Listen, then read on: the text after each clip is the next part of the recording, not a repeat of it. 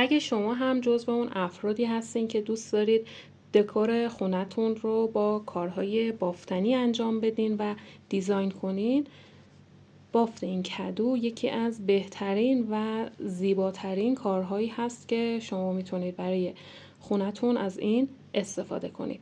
سلام عزیزان، امیدوارم که حال دلتون عالی باشه. توی این پست میخوایم با هم یک نمونه کدوی تزیینی ببافیم که توی هر سایزی شما میتونید این کار قشنگ و زیبا رو ببافین و حتی برای فروش اینجور کارها عالی هستن. بریم که با هم آموزش رو شروع کنیم. برای شروع کار باید 3 تا زنجیره بزنیم. به جای حلقه جادویی ما 3 زنجیره میزنیم چون کانوامون مخمل هست به این صورت. خب بعد داخل این حلقه رو 6 تا پایه کوتاه میبافیم. 1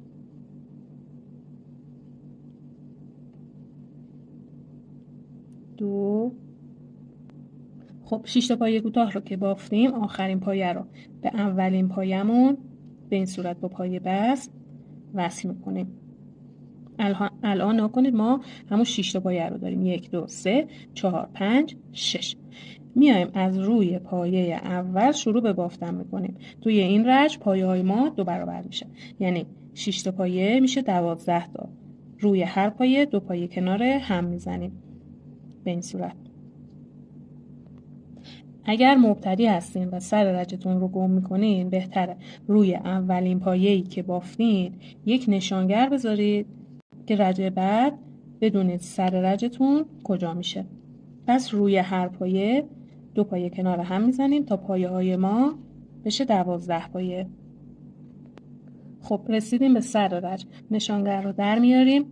داخل اولین پایه 1 پایه جفت میبافیم. 1 2. دوباره نشانگر رو روی اولین پایه‌ای که بافتیم میذاریم. حالا اینجا ما افزایش داریم. وقتی میگم افزایش داریم یعنی 2 تا پایه جفت میبافیم، پایه بعدی رو به صورت پایه تک میبافیم به این صورت. دوباره پایه بعدی به صورت جفت. 1 2. پایه بعدی به صورت تک. تعداد پایه های ما توی این رج میرسه به 18 تا پایه. آخرین پایه‌ای هم که بافته میشه 1 پایه تک هست چون شروع رج ما با پایه جفت بوده. خب رسیدیم به سر رج. نشانگر رو در میاریم. دوباره روی پایه اول پایه جفت میبافیم. نشانگر رو روی اولین پایه‌ای که بافتیم میذاریم، سر رجمون رو گم نکنیم. حالا اینجا توی این رج به پایه های تک ما 1 پایه دیگه اضافه میشه. رج قبل 2 پایه جفت میبافتیم، 1 پایه تک. حالا اینجا 2 پایه جفت ما ثابته، پایه های تک افزایش پیدا میکنه. اینجا ما 2 تا پایه تک میبافیم. 1 2. دوباره 1 پایه جفت، پایه های بعدی تک، 2 تا پایه تک. این 6 تا پایه جفت ما توی همه رج ها ثابته، فقط پایه های تک ما هست که افزایش پیدا میکنه و باعث میشه که کار ما بزرگ بشه. پس به همین صورت این رو ببافین. خب الان من این رو میبافم. آخرین پایه‌ای که میبافم 2 تا پایه تک هست چون شروع کار با پایه جفت بوده. رج بعد دوباره به اینجا که رسیدم نشانگر رو در میارم. 2 پایه جفت داخل اولین پایم میبافم، بعد به پایه های تک من اضافه میشه، یعنی میشه 3 تا پایه تک. رج بعد دوباره پایه جفت رو که بافتم 1 پایه تک اضافه میشه، یعنی میشه 4 تا پایه تک. این روش رو به اون اندازه‌ای که میخواین کدوتون در بیاد ببافین تا رج افزایشی کامل بشه. بعد حالا اینجا رو ببافین تا بهتون بگم که ادامه بافت به چه صورت هست. خب دوستان ببینید من این قسمت رو بافتم. پایه هایی که اضافه کردم ما بین پایه های جفتم 9 تا پایه تک بوده. بعد باید چند رج ساده بافی انجام بدیم. وقتی میگیم ساده بافی یعنی پایه های ما همش ثابته، هیچ پایه اضافه نمیشه. خب اولین پایه رو که بافتین نشانگر رو بذارید، بعد دور تا دور بافتتون رو بدون اینکه پایه اضافه کنید ادامه بدید کارتون رو. نگاه کنید داخل هر پایه یک پایه بدون اینکه پایه ای کم یا اضافه کنیم. به همین صورت میبافیم تا یه حالت دیواره ای روی این قسمت بافتمون شکل بگیره و به این صورت یک کمی بالا بیاد. خیلی بلندم نبافید، یک کمی بالا بیاد تا حالت کاسه‌ای به خودش بگیره. بعد باید پایه ها رو کاهش بدیم. پس چند رج ساده بافی رو میبافیم. خب دوستان ببینید من 5 رج ساده بافی کردم. این حالت کاسه‌ای به خودش گرفته. حالا ما باید کاهش بدیم کارمون رو که این قسمت بالا هم یک مقداری جمع بشه. برای کاهش دادن نگاه کنید، نشانگر رو در بیارید، 2 تا پایه اول رو یکی کنید. ما خواستیم افزایش بدیم، داخل یک پایه 2 پایه جفت می‌بافتیم، ولی برای کاهش 2 تا پایه رو یکی می‌کنیم. برای این کار نگاه کنید، اولین خونه رو به این صورت می‌بافیم، 2 تا نخ روی قلاب هست، میایم داخل خونه بعدی، این کار رو تکرار می‌کنیم. 3 تا نخ روی قلاب هست که به شکل همزمان یکی میشن. ما الان 2 تا پایه رو به این صورت کاهش دادیم. نشانگرمون رو میذاریم. بعد من از این قسمتی که اضافه کردم 2 تا پایه جفت میبافتم، 9 تا پایه تک. خب حالا من این 9 تا پایه تکم رو میبافم دوباره. 1 2 ببینید 9 تا پایه رو بافتم، دوباره 2 تا پایه بعدی رو کاهش میدم. کاهش نکنید به این صورته. این اولین خونه ولی نمیبافم، رو قلاب هست نخم. خونه بعدی، بعد 3 تا نخ روی قلاب رو به شکل همزمان یکی میکنم. دوباره 9 تا پایه تک میبافم، یک کاهش تا برسم به سر رجم. خب الان این رج کاهشم بافتم، این رج کامل شد. برای رج بعدی نشانگر رو در میارم. حالا نکنید اولین پایه که از رج قبل کاهش بود اینو میگیریم، میایم با پایه بعدی کاهش میدیم به این صورت. دوباره نشانگرم رو میذارم. حالا پایه های ما اینجا کم میشه. رج قبل 9 تا بود، اینجا میشه 8 تا پایه تک. 8 تا پایه تک رو که بافتین، دوباره یک کاهش، دوباره 8 تا پایه تک یک کاهش تا آخر رج. رج بعد دوباره این پایه‌ای که بافتیم با پایه بعدی رو کاهش میدیم. بعد پایه های ما یه دونه کم میشه 7 تا. رج بعد میشه 5 تا. به همین صورت کاهش میدین و به همین صورتی که دارین کاهش میدین، چون این قسمت بالا داره جمع میشه، همزمان این داخل رو الیاف هم بریزید تا پر بشه. خب ببینید الیاف که پر بشه داخلش به این صورت در میاد. خب حالا ما باید یه خطایی روی این قسمت کدو ایجاد کنیم. برای این کار نختون رو دولا داخل یه سوزن پلاستیکی بزرگ بکشید.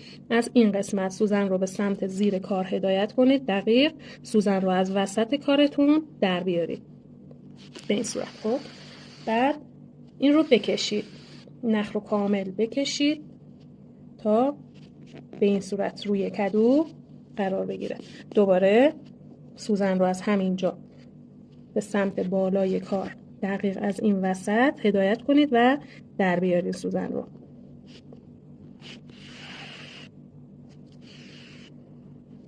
بعد اینجا دوباره بکشین این نخ رو، خب تا یک مقداری جمع بشه به این صورت. حالا بیاین یک کمی فاصله بدید، دوباره این نخ رو نکنید به این صورت بیارید. این قسمت به سمت بالای کار هدایت کنید، دقیق از وسط این پایه کنار همه این پایه ها درش بیارید.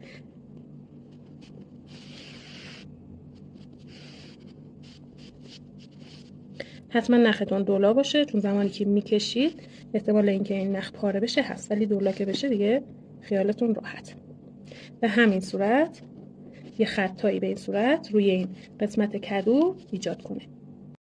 خب نگاه کنید، در نهایت وقتی این نخ‌ها رو که روی این کدو ایجاد کردی باید یه همچین بافتی داشته باشید. برای بافت ساقه کدو که این قسمت وصل میشه، من از مکرمه تک سوزنه رنگ سبز استفاده کردم. شما از کانوا هم میتونید استفاده کنید. برای شروع کار یه حلقه جادویی بزنید و داخل حلقه رو با 6 تا پایه کوتاه پر کنید. 6 تا پایه رو که زدین به شروع رجتون وصل کنید و 1 2 3 4 5 6 بعد 2 رج ساده بافی انجام بدید، یعنی 6 تا پایه رو تکرار کنید.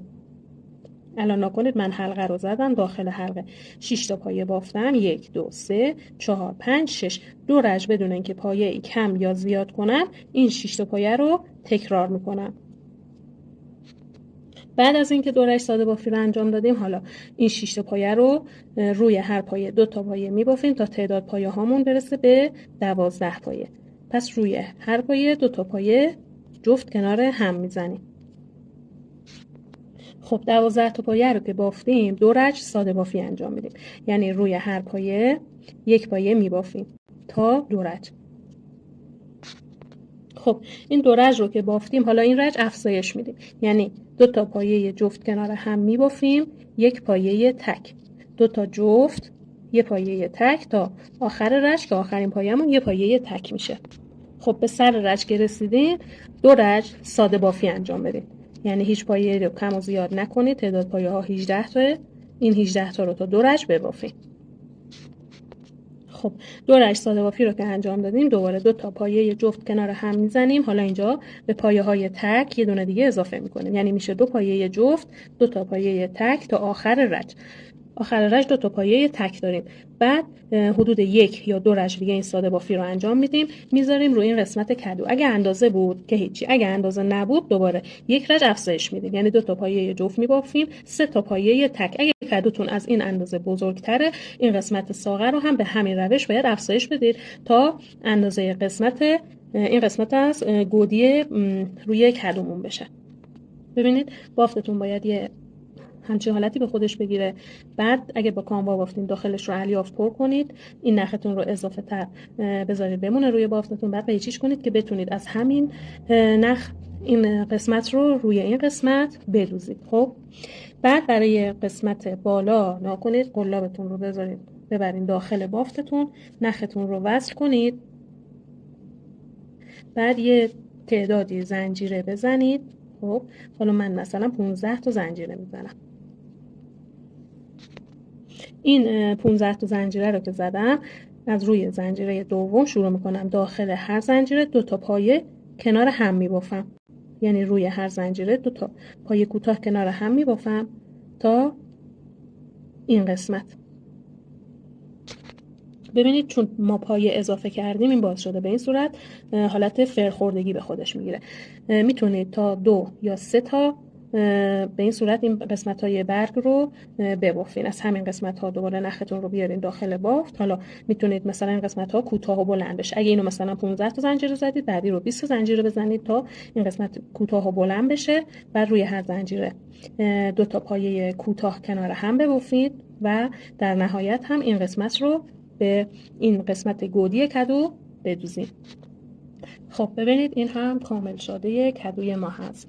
امیدوارم که ببافین و لذت ببرید. نمونه بافتاتون رو حتما برام بفرستید و ممنون میشم که از آموزش ها حمایت کنید.